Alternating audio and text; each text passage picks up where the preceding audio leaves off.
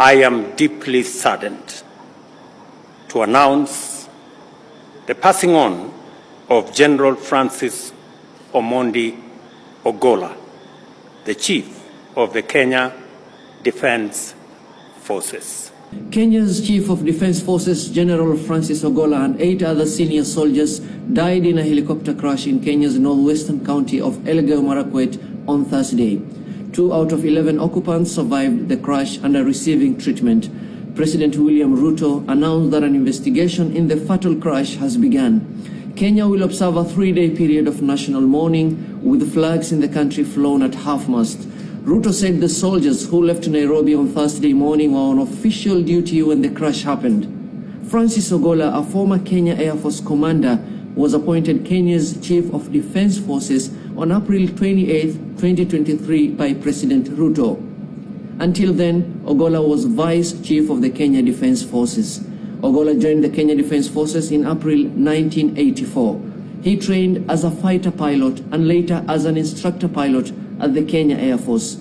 He also had training in imagery intelligence, counter-terrorism, and accident investigation. He held a master's degree in international studies from the University of Nairobi and a Bachelor of Arts degree in political science from the same institution. Ogolla had also received military training in Paris, France. He got promoted to the rank of Major General by former President Uhuru Kenyatta and subsequently appointed the commander of the Kenya Air Force on July 15, 2018. Ogolla is survived by a widow, Eileen Ogolla, with whom he has 2 children and a grandson.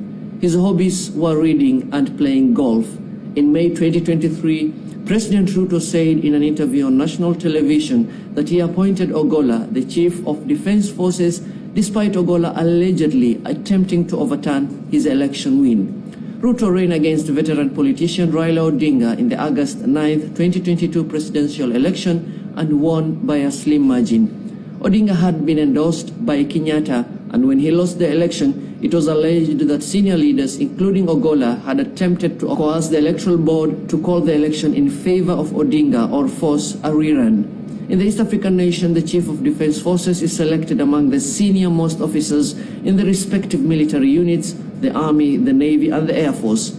This means that if a Navy chief is appointed as the CDF this time, it will be the Air Forces or Army's turn next time to produce the CDF.